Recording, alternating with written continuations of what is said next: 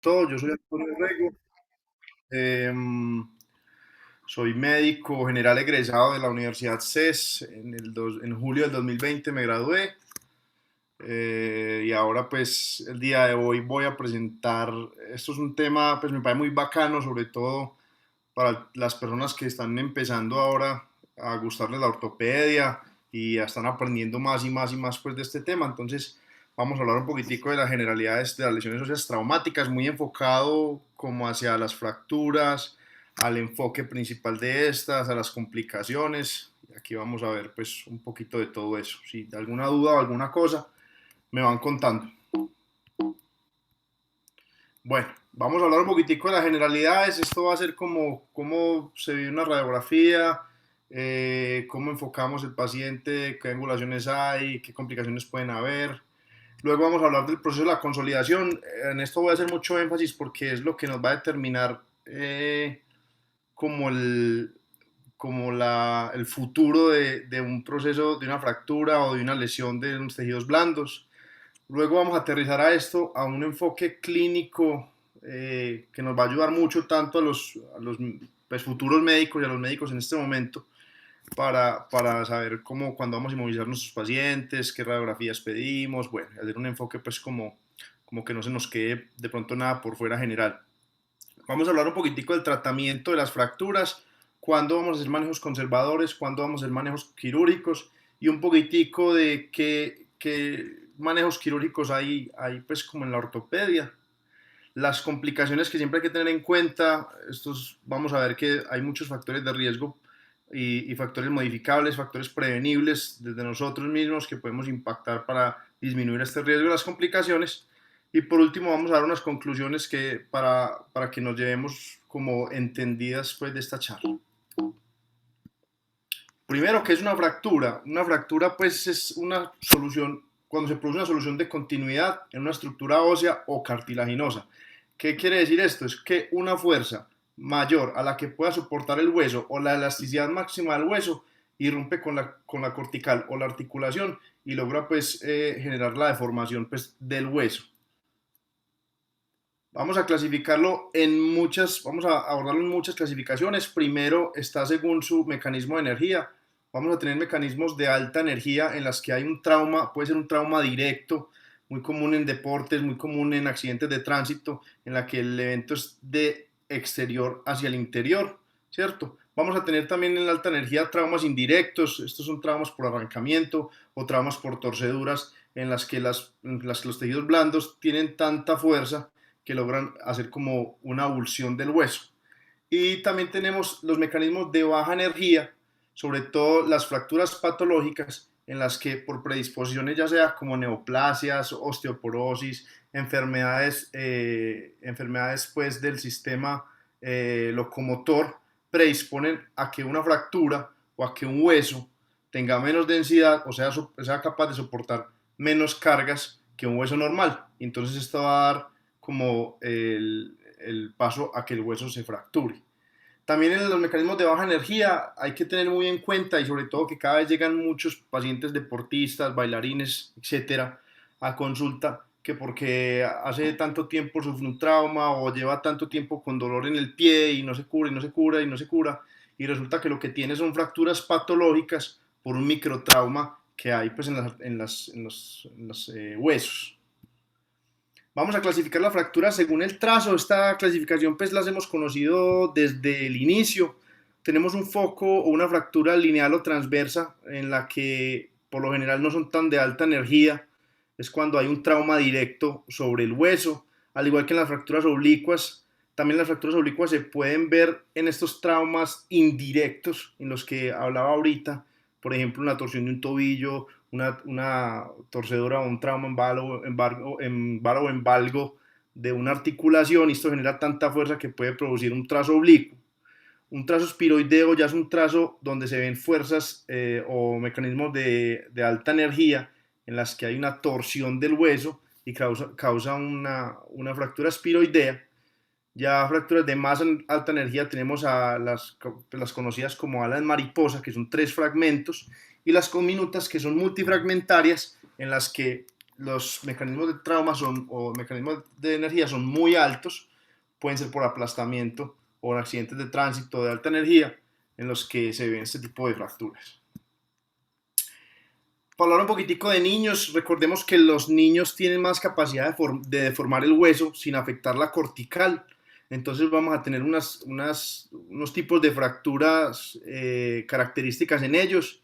La primera imagen de la izquierda se ve la fractura de torus o rodete, en las que hay como un aplanamiento de la cortical o un abombamiento de la cortical. Las fracturas en leño verde son las fracturas en las que hay compromiso de una sola cortical y el hueso se deforma o se angula dependiendo pues del mecanismo del trauma.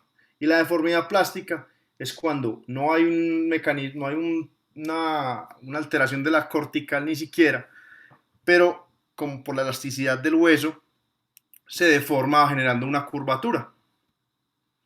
Recordar muy importante la clasificación de las fracturas metafisio-epifisiarias en los niños, porque esto va a determinar mucho y va a afectar mucho los núcleos de crecimiento. Recordemos que la Salter-Harris 1 es una fractura a través de la fisis, la Salter-Harris 2 es una fractura a través de la metáfisis y la fisis, la 3 compromete la fisis y la epífisis, en la 4 se ve comprometida tanto la metáfisis como la fisis y la epífisis, y en la 5 hay ya compromiso de la fisis como tal, en la que este se puede cerrar y podría alterar el núcleo o el crecimiento de los pacientes. Bueno. En cuanto a las fracturas abiertas, esta es otra clasificación de tipo de fracturas en las que hay una exposición del foco de fractura directamente relacionado con el medio externo. Esto no solo es por fuerzas internas hacia externas, sino también de afuera hacia adentro. Vamos a ver que esto es cuando se da una fractura, por lo general de alto grado o una fractura grado 3 abiertas, porque hay el mecanismo del trauma es de afuera hacia adentro. Ahorita voy a mencionar unos aspectos muy importantes de las fracturas abiertas, pero por ahora mencionar y recordar que las fracturas de Custilo-Anderson grado 1 son las fracturas menores de 1 centímetro, las grado 2 de 1 a 10 centímetros y las grado 3 son mayores de 10 centímetros. Estas fracturas abiertas de grado 3 también se dividen a su vez en A, B y C. Las fracturas tipo A son las fracturas en las que el defecto de cobertura, no hay un defecto de cobertura mayor, es decir, los tejidos blandos pueden cubrir el foco de la fractura. La tipo 3B es una fractura donde los tejidos blandos o el área de cubrimiento es menor, es decir, no logra abarcar todo el foco, toda la herida. Y la tipo 3C es donde ya hay una fractura de muy alta energía o en la que hay compromiso vascular. Para mencionar algo de antibióticos, recuerden que las cefalosporinas y los aminoglucósidos van a ser las iniciales, el tratamiento de las fracturas abiertas, y que siempre y cuando haya compromiso con materia orgánica, aguas con contaminación fecal, debemos adicionar las penicilinas, pero ahorita vamos a hablar un poquitico más de esto. En cuanto a los tipos de desplazamiento, vamos a encontrar primero que vamos a definir las fracturas como en un plano frontal y en un plano sagital. En el plano frontal vamos a encontrar la angulación en varo o en valgo. Varo cuando este foco de la fractura se aleja de la línea media y valgo cuando el foco de la fractura se acerca a la línea media. Y ya, en el plano sagital vamos a definir si la fractura es anterior, posterior o depende de la zona anatómica del cuerpo, volar o dorsal. En segundo lugar tenemos a la rotación. La rotación no es más que un giro del fragmento distal sobre el eje principal del hueso. Aquí pongo una ilustración pues, que es clásica, que es que, por ejemplo, esto es una fractura muy común o se producen este tipo de desplazamientos muy comunes en los dedos o en los metacarpianos. Recordemos que todos los dedos deben mirar o a la estiloide radial o al escafoides, que es lo que siempre aprendimos pues, pues esto como clínica. Y cuando se encuentra una disrupción de estos hay que sospechar que mi paciente no tenga una rotación, una fractura mal rotada, ¿cierto? Porque muchas veces en la radiografía sabemos el trazo que tiene, pero no vamos a ser capaces de definir si está rotado o si no está rotado. Bueno, luego tenemos el acortamiento. El acortamiento es una disminución de la longitud del miembro. Esto se da por una contractura muscular. Es decir, en los huesos largos recubiertos de mucho músculo es común que cuando se dé una fractura lleve por la contractura muscular a cortar la extremidad. Muy común en el fémur, común en la clavícula, ¿cierto? Donde hay mucha tensión muscular y esto logra un acortamiento de la extremidad. El cuarto tipo de desplazamiento, vamos a tener la traslación, es un desplazamiento puro del fragmento distal sin angularse ni rotarse. Esto es cuando hay un trauma directo, muchas veces con un trazo transverso en el que hubo oblicuo, en el que simplemente sobre la parte distal no se va a angular ni se va a rotar. Vamos a hablar ahora del proceso de consolidación. Esta parte es supremamente importante porque, como les mencionaba al principio de la charla, va a definir como el futuro de la fractura o el futuro de la rehabilitación de un paciente. Tenemos dos procesos principales de la consolidación, que es la consolidación primaria, en el que los dos bordes de las fracturas distales están unidos o se unen anatómicamente. Las consolidaciones secundarias se va a catalogar en 4 procesos o en 4 fases que lo vamos a ver a continuación, son fases fisiológicas del cuerpo. Vamos a tener principalmente una fase inflamatoria, inicial o postraumática, como lo quieran llamar. Vamos luego a tener una aparición del callo, otros autores lo llaman como el callo blando. Luego vamos a tener la parte de la osificación o llamada callo duro. Y luego vamos a tener la última fase, que es la fase de la remodelación. Vamos a ver que hay muchas cosas que impactan en cada una de estas fases, por eso ahí es donde el médico general o el interno, bueno, o los ortopedistas logran como impactar en esos procesos y en esos tiempos y evitar malas uniones, ausencias de consolidación o retrasos en la consolidación. La inicial o postraumática o inflamatoria simplemente es el hematoma que hay en el foco de fractura. Hay angiogénesis, hay factores de crecimiento óseos, principalmente la interleuquina 1 y la interleuquina 6, el factor de crecimiento tisular beta, y esos últimos dos, que es el factor de crecimiento derivado de las plaquetas y las proteínas morfogénicas del hueso. Estas últimas dos se han podido incluso en estudios observacionales, experimentales, perdón, se han podido ver cómo estas pudieran afectar el tiempo de la consolidación y mejorarlo. Son factores que mejoran la consolidación. Entonces, esta parte inflamatoria es muy importante. Luego tenemos a la fase de la aparición del callo o el callo blando, donde se van a depositar osteoblastos y fibroblastos por toda esa matriz que hay del foco inflamatorio que habíamos dejado atrás. En esta parte va a ser completamente importante la inmovilización de la fractura, porque el no inmovilizar las fracturas nunca va a lograr que se dé la angiogénesis y que se vaya a formar luego el proceso de osificación o la tercera fase. Entonces recordar que en esta parte es cuando más se va afectada, pues como se va a ver afectado los procesos de consolidación si no logramos una adecuada inmovilización de nuestros pacientes. La tercera fase, osificación o callo duro, se va a dar entre la segunda y la tercera semana. Ya van a haber enzimas que van a degenerar la matriz y a partir de la degeneración de la matriz se va a depositar calcio. Este depósitos de calcio son los que van a poner este callo más duro, los que van a seguir generando las trabéculas por donde va a poder crecer el hueso y se van a depositar, ya se cambian los osteoblastos y los fibroblastos por los condrioclastos y los osteoclastos que van a empezar a formar el hueso como tal. Por último tenemos la fase de remodelación, esto se da más o menos a la sexta semana, ya se reemplaza el hueso inmaduro por el hueso maduro, esto se conoce como la ley de Wolff, en los que la vasculatura va a ir encontrando sus lugares y sus trabéculas por donde ir para poder darse pues el proceso terminado de consolidación del hueso. Esto es muy importante aprenderlo porque aquí estos van a ser los factores que nos van a promover una buena consolidación o que van a dificultar la consolidación. Entre estas tenemos a los factores que consolidan que promueven la consolidación, como la insulina, los esteroides, la calcitonina, las hormonas tiroideas, la vitamina A y la D muy importantes. Vean los factores de crecimiento que les estaba mencionando antes. se han visto que también ayudan mucho en esta parte, sobre todo en la parte inflamatoria.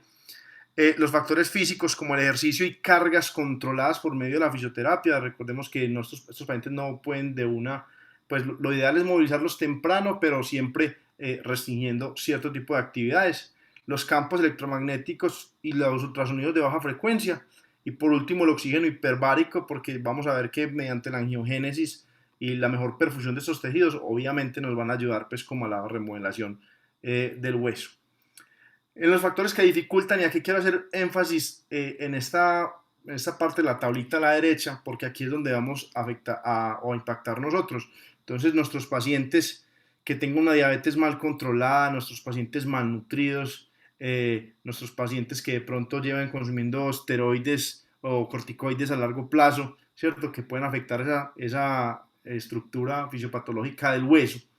El evitar o el perturbar el hematoma de la fractura, como vimos ahora, el hematoma es muy importante para esa primera fase o esa fase inflamatoria.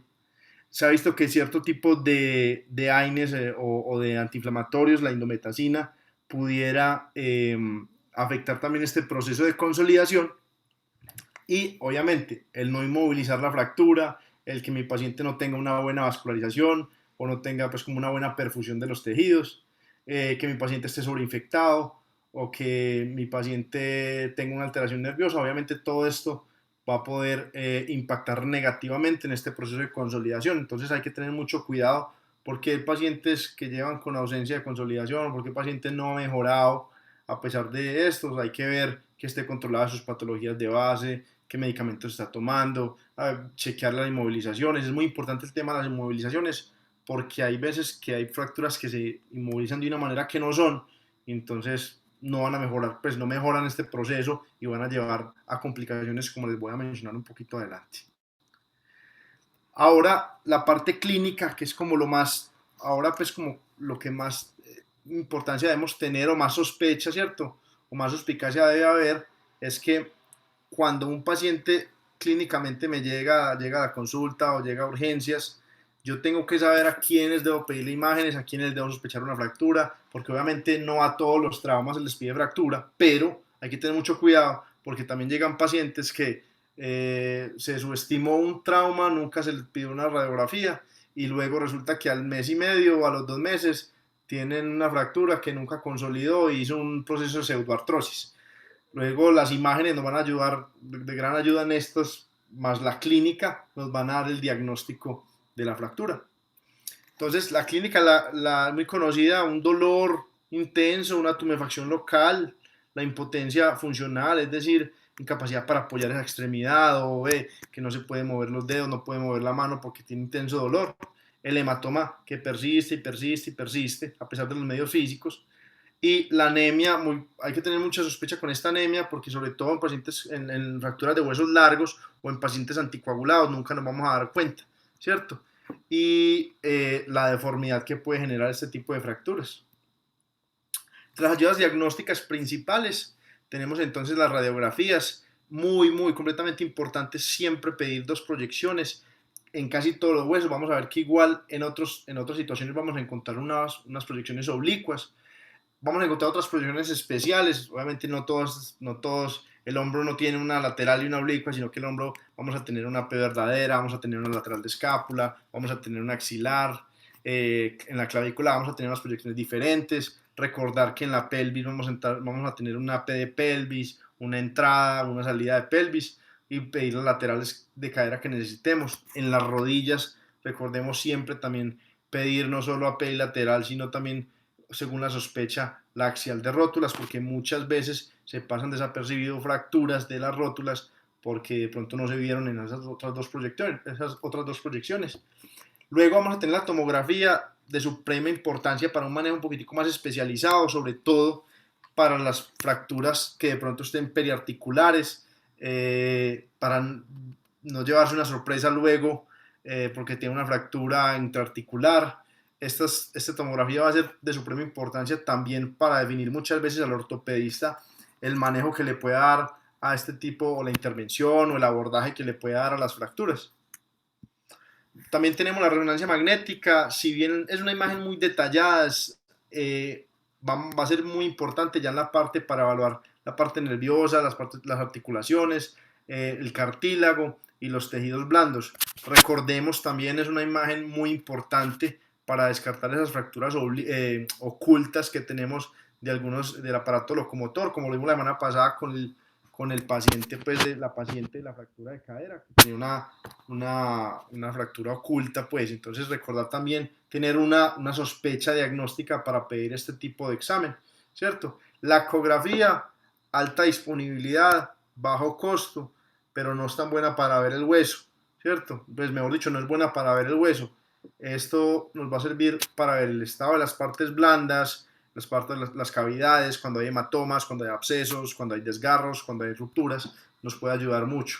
¿Listo? En las patologías, de las tendinopatías del manguito rotador, las rupturas del manguito rotador y ese tipo de patologías. La gamografía es un examen que tiene muy buena sensibilidad, pero dada su buena sensibilidad es muy poco específica. Es decir, vamos a dejarla para pacientes que de pronto tengan una fractura por estrés o estoy sospechando yo una metástasis en donde vamos a servir o va a ser pues, de utilidad este examen. En cuanto al tratamiento general, quiero que se nos quede en la cabeza que lo principal del tratamiento general es controlar el dolor y la inflamación. Y esto se va a dar mediante la reducción e inmovilización adecuada y oportuna el tratamiento inicial de la fractura. Ya luego, lo último es estabilizarla de manera definitiva, pero al principio es lograr una buena reducción y una buena inmovilización de esta. Así se controla tanto el dolor como la inflamación. Entonces, la parte de la reducción es un procedimiento vamos a hacer a lograr alinear los extremos del hueso fracturado.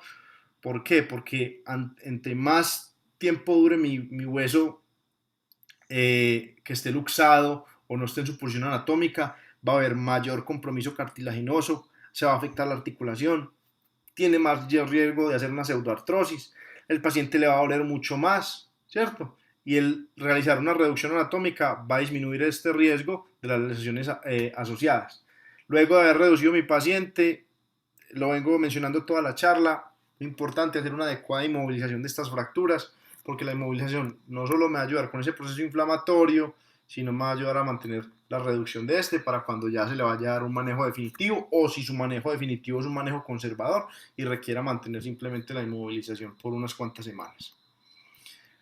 Recuerden, esto no habla simplemente pues, de una fractura de un solo miembro o del radio o de alguna parte. Recordemos nuestros pacientes también politraumatizados, entonces hay que tener un protocolo, hay que seguir un protocolo. El ATLS nos ha dado una secuencia muy amigable para poder tratar a nuestros pacientes politraumatizados de una manera ordenada. Entonces, para que recuerden siempre utilizar pues como en estos pacientes un protocolo que nos ayude a que no se nos olviden cosas o que nos ayude a que nuestro paciente pueda salvarle la vida a nuestro paciente.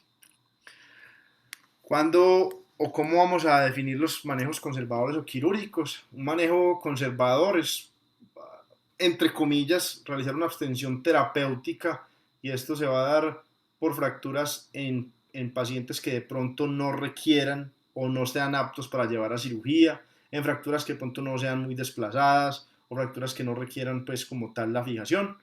A la abstención terapéutica me refiero a la analgesia como tal. Luego vamos a tener entre manejo conservador la tracción sostenida, cada vez menos utilizada de pronto las tracciones de los tejidos blandos, y sí muy utilizadas el tratamiento con yesos, férulas, ortesis y sindactilias en el manejo conservador. En cuanto al manejo quirúrgico, quiero hacer énfasis en 4 subgrupos de la familia del manejo quirúrgico. La primera, la reducción abierta y la fijación interna, luego la reducción cerrada con fijación interna, la osteosíntesis percutánea y la fijación externa. Ahorita vamos a hablar un poquito de cada una de estas. En cuanto a la reducción abierta y fijación interna, se va a abordar o se realiza un abordaje directamente del foco de la fractura, es decir, se abre, se realiza una incisión en el que se va a ver el foco de la fractura, se logra reducir y mediante placas, tornillos o cerclajes se va a intentar realizar la reducción de la fractura por medio de estos materiales de osteosíntesis. Esto va a favorecer la correcta consolidación, va a favorecer la movilización temprana, va a evitar el proceso de artrosis, ¿cierto? Y va a lograr que su paciente llegue a un proceso de funcionalidad un poquitico más rápido que dejando un manejo conservador. Este tipo de manejos quirúrgicos vamos a utilizarlos en aquellos, a grandes rasgos, en aquellos que tengan afectación articular y que precisen de una reducción anatómica para que no vaya a perturbar su funcionalidad a largo plazo. La reducción cerrada, fijación interna, en la que no se realiza el abordaje sobre el foco como tal, sino proximal o distal a este. Aquí es muy importante los clavos intramedulares, muy común en estos de fracturas de los huesos largos, ¿cierto? Húmero, fémur, en donde vamos a utilizar retrógrados o clavos convencionales para estabilizar estas fracturas. La osteosíntesis percutánea es un acceso menor a través de orificios pequeños en la fractura. Se estabiliza mediante agujas, clavos o hay veces placas mínimamente invasivas, y esto va a llevar a que tenga menos riesgo de pseudoartrosis o infección por el tipo de abordaje que se utiliza. Aquí pongo una imagencita que en esta semana también hablábamos del caso de esa paciente que compartieron, que probablemente tenía una luxofractura de la primera articulación carpo-metacarpiana, ¿cierto? En los que el doctor Miguel nos compartió que este era un tipo de abordaje que se podía utilizar en estos pacientes. Entonces aquí tengo pues esto es un ejemplo de una osteosíntesis percutánea. En cuanto a la fijación externa, este es un método muy utilizado para estabilizar el foco de una manera aledaña al foco, qué pena redundarlo, pero es así.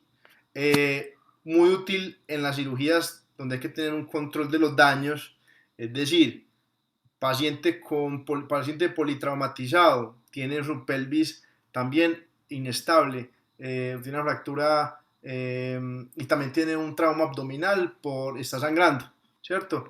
Muchas veces lo que se logra es hacer una fijación externa a la pelvis para que el cirujano pueda entrar y operar lo que esté completamente pues, emergente o matando a mi paciente en este momento. Muy común también este tipo de fijación en heridas o en trauma de tejidos blandos muy extensos con fracturas, porque recordemos que en estos pacientes no se puede realizar una osteosíntesis primaria por el riesgo de infección que tiene mi paciente. Entonces lo que vamos a buscar es estabilizar, es lograr controlar esa infección o prevenir la infección, mejorar el estado de los tejidos blandos y así poder ya por último lograr estabilizar esa fractura pues, de una manera definitiva. Y la pregunta es, ¿cuándo vamos a optar por la cirugía? Y hay una premisa, que esto va para todas, y es que siempre y cuando se mejore la situación actual del paciente, o sea, que haya un beneficio, que el beneficio sea mayor al riesgo. Hay unas premisas también, pues como para todas las fracturas, igual cada una de las fracturas o cada aparato, cada parte pues anatómica del cuerpo tiene su manejo diferente, ¿cierto? Y va a tener sus criterios. Pero a grandes rasgos le vamos a brindar una cirugía a las fracturas inestables, sobre todo a esos fragmentos que están sometidos a mucha tensión, olecranon, rótula, donde va a haber mucho compromiso, mucha tensión por la parte muscular o tendinosa, y entonces nunca vamos a lograr un adecuado proceso pues como de consolidación. Las fracturas comminutas, siempre y cuando también afecten la funcionalidad del paciente. Las fracturas intraarticulares con un escalón de mayor de 2 milímetros. Recordar las fracturas bilaterales en los miembros superiores y en los miembros inferiores. Y con un asterisco le pongo a esta última, que son las fracturas que asienten sobre una neoplasia. Recordemos que esto también va a depender mucho del estado y del paciente y las probabilidades o el pronóstico que esto pueda tener. ¿Listo? Por último, vamos a hablar un poquitico de las complicaciones. Aquí también vuelvo y hago énfasis en que esto es como factores a modificar o que pudiéramos prevenir, ¿cierto? Entre las complicaciones agudas vamos a tener las fracturas abiertas que innatamente por sí tienen un riesgo de infección, el síndrome compartimental, la lesión neurovascular y los embolismos grasos o la enfermedad tromboembólica venosa. Y en las complicaciones crónicas vamos a tener las alteraciones de la consolidación que tanto he mencionado durante la charla, la necrosis avascular, que tiene un poquitico de relación con esta alteración de la consolidación, el síndrome de dolor regional complejo o el síndrome de SUDEC, que cada vez se ve más en los servicios de consulta externa, esos pacientes que llegan con mucho dolor a pesar de que ya llevan 9 meses, un año de fractura y el dolor continúa muy fuerte. Y por último una patología poco frecuente como la miositis osificante. Vamos a describir un poquitico cada una de ellas. En cuanto a las fracturas abiertas, ya me detuve un momento al principio explicando cómo se clasificaban según la clasificación de Gustilo y Anderson, ¿cierto? Y qué antibióticos poner para ayudarnos, pero vamos a ver que en las fracturas abiertas vamos a seguir una secuencia, que es primero la estabilización de mi paciente. El paciente si es politraumatizado, utilizar el protocolo ATLS. Si un paciente tiene una fractura de una sola extremidad o una fractura que se logre inmovilizar, que se logre reducir, ese es el primer paso. Luego vamos a tener una antibiótico-terapia temprana, vamos a hacer esa profilaxis antitetánica. Luego vamos a ver la exploración y el lavado quirúrgico por parte del ortopedista. Y por último, vean que lo último que menciono es la estabilización de la fractura, ¿cierto? Hay muchos lugares antes de impactar que la estabilización de la fractura. Quiero hacer énfasis en la antibiótico-terapia temprana y la exploración y el lavado quirúrgico. ¿Por qué estas dos? Porque estas son las que se han visto que han tenido gran impacto en la reducción del riesgo de infección y supervivencia en los pacientes. Como segunda complicación aguda vamos a tener el síndrome compartimental. Esto simplemente es cuando aumenta la presión dentro de un compartimento muscular. Compartimento muscular, llámese a lo que esté recubierto por fascia, que va a evitar que haya como una adecuada distensión o adecuado pues como proceso para que este pueda ampliarse. Luego de que aumenta la presión en el compartimento intramuscular, va a haber un descenso de la perfusión capilar. Esto va a llevar a que haya un compromiso de la viabilidad de los tejidos. Esto se puede dar por dos mecanismos. Por el aumento del contenido, es decir, hematomas, abscesos, obstrucciones venosas, obstrucciones linfáticas que no permita drenar todo el contenido que hay, ¿cierto? Y la segunda es la limitación en la expansión, en las que por férulas, por yesos, por contactos con eh, cosas que no permitan que los tejidos se expandan, por suturas, ¿cierto? También se puede dar el síndrome compartimental. El diagnóstico del síndrome compartimental, vamos a encontrar que hay una parte clínica y una parte de ayuda también diagnóstica. Pero la premisa es que cuando yo sospecho que mi paciente tiene una clínica inequivocable de, de un síndrome compartimental, lo que debo es valoración por especialista, ver si requiere, a pesar de que yo le haya quitado, le haya elevado las extremidades, a pesar de que yo ya le haya quitado férulas o yesos, a pesar de que yo ya le haya quitado todo lo que le está haciendo presión a este compartimento, no mejora, va a requerir mi paciente una fasciotomía. Entonces, lo que sabemos o lo que la mnemotecnia que siempre hemos utilizado son las 5 P's del diagnóstico del síndrome compartimental: el dolor exagerado que no se dé con analgésicos ni opioides leves, sino que requiere una línea de manejo más avanzada, el pulso, la palidez, la parestesia y la parálisis somos como el enfoque o la sospecha que debemos tener cuando estamos enfrentando este tipo de patologías. En la parte del diagnóstico por medio de las ayudas, sí, se encuentra que el medir el delta de presión que se va a ver entre la resta de la presión arterial diastólica y la presión dentro del compartimento, si esta es menor a 30 milímetros de mercurio, pues hay un aumento en la presión del compartimento y me hace el diagnóstico de que yo estoy realizando un síndrome compartimental. Pero sin embargo, hay estudios que han dicho que estos pueden ser datos equívocos entre un 30 y un 35%. Es decir, que esta presión se puede haber alterada en casos en el que no puede estar presentando un síndrome compartimental. ¿Listo? O no se ve alterada y mi paciente está presentando un síndrome compartimental. Para esto tenemos varias ayudas. Esto pues no tiene ninguna relevancia comercial ni nada, pues ni nada de eso, pero hay maneras de medir la presión dentro del compartimento, como esta que les presento. Hay otra que es con una aguja de 3 vías que vas a medir la presión dentro del compartimento, pero con milímetros de agua, ¿cierto? Un poquitico más complejo, no tan utilizado en la clínica. Pero sin embargo, esta no nos va a retrasar nuestro proceso o nuestro enfoque en nuestro paciente, ¿cierto? Si mi paciente tiene síntomas y signos inequívocos de un síndrome compartimental, lo que vamos a hacer es valoración por especialista, requiere fasciotomías. ¿Listo? Dentro de las complicaciones agudas también vamos a tener a las lesiones nerviosas o vasculares. Es una complicación frecuente, muy importante que debemos diagnosticar porque esto va a condicionar la evolución y la supervivencia de la extremidad afectada. Dos casitos simples de la vida cotidiana: la fractura o la lesión de Holsten-Lewis, donde hay una fractura diaficiaria de húmero y hay una lesión del nervio radial. Y muy común, o relativamente común, pues en los partos complicados, esos partos distóxicos, eh, paciente, la mamá trae al bebé a la consulta y resulta que no puede mover bien la extremidad superior, una extremidad superior. Hay que pensar en esa lesión del plexo braquial. Los embolismos, esta parte también la debemos nosotros afectar o impactar para que no se nos vaya a dar. Listo, entonces podemos tener embolismos por una enfermedad tromboembólica venosa.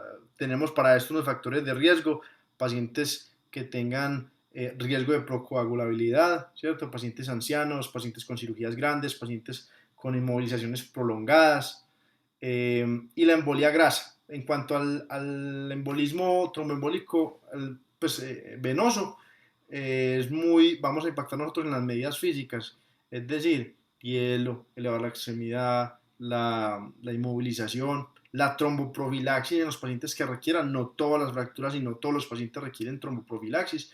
Para eso hay unos scores como el score de Caprini o el score de Padua, en los que determina qué paciente va a requerir tromboprofilaxis. Recordemos que estos pacientes se deben ir para la casa asegurados con sus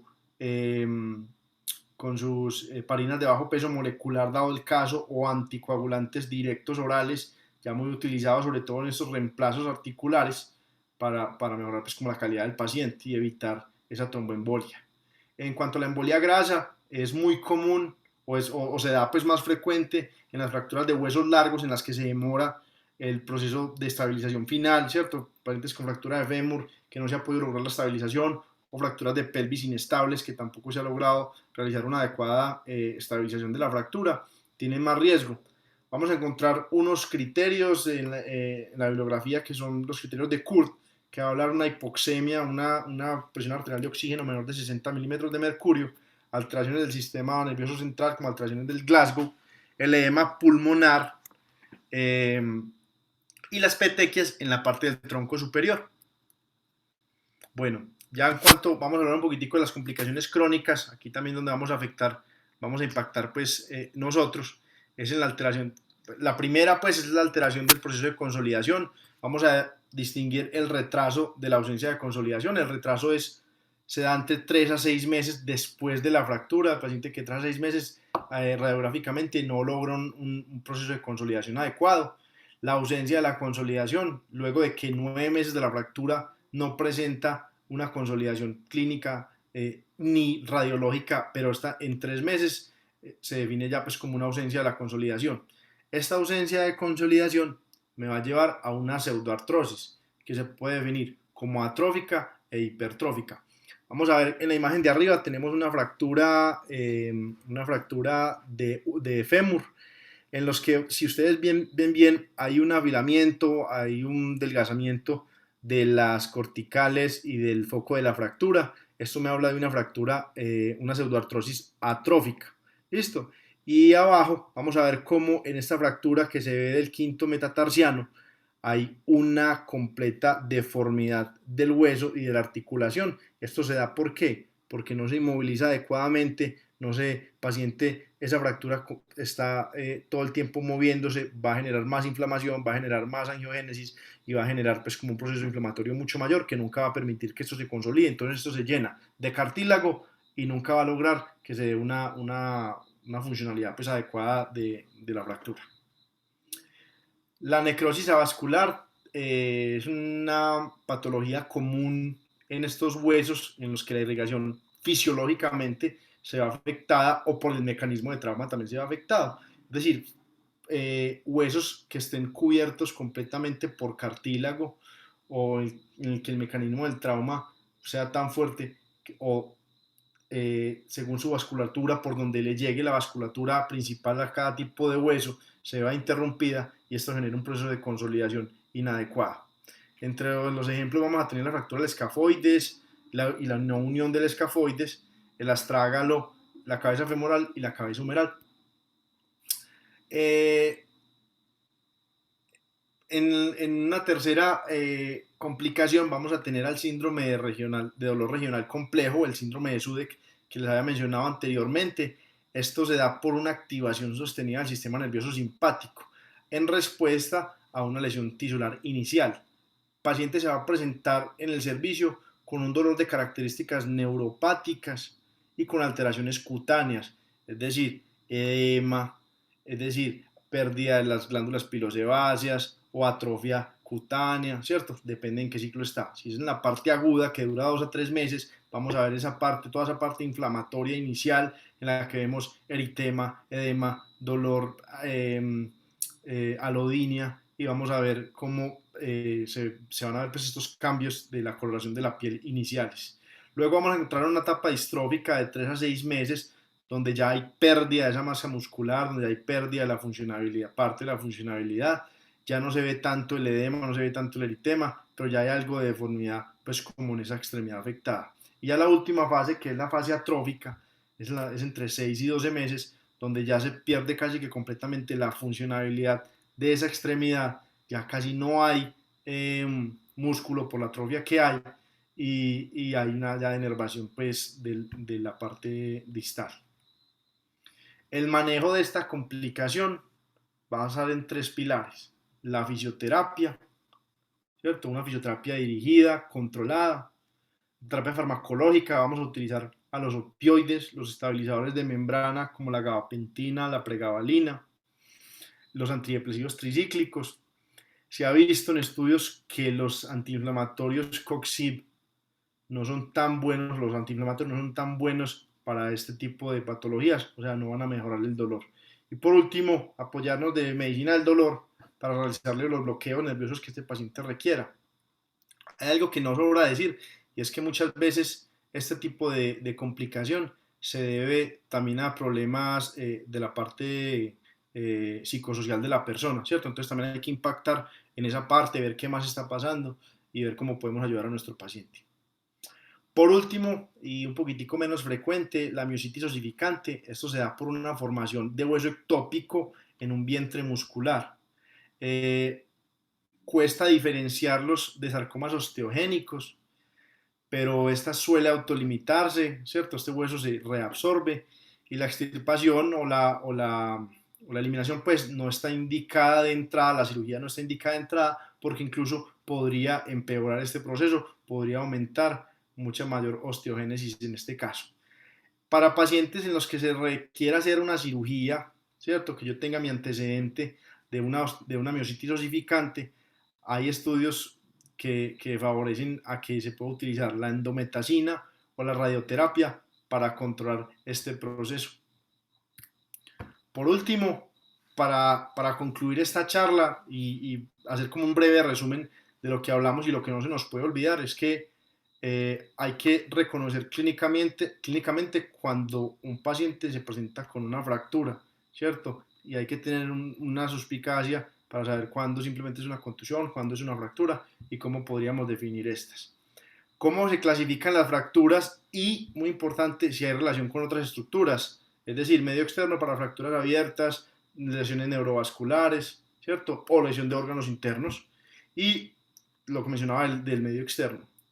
tener en cuenta el proceso, muy importante, lo mencioné durante toda la charla, el proceso de la consolidación y los factores que determinan este proceso, modificables y no modificables.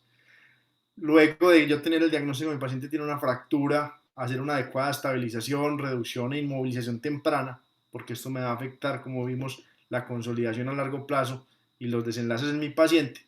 Reconocer tempranamente las complicaciones agudas, es decir, paciente con una fractura abierta, ya sabemos cuál es el manejo, antibiótico-terapia y lavado. Paciente con sospecha de síndrome compartimental, diagnosticarlo temprano para evitar las complicaciones a largo plazo y evitar las embolias, los embolismos. Y por último, también impactar o evitar las complicaciones crónicas en los pacientes, ¿cierto? Con esas complicaciones que mencioné. Eso es todo. Muchas gracias. Si tienen alguna pregunta, adelante.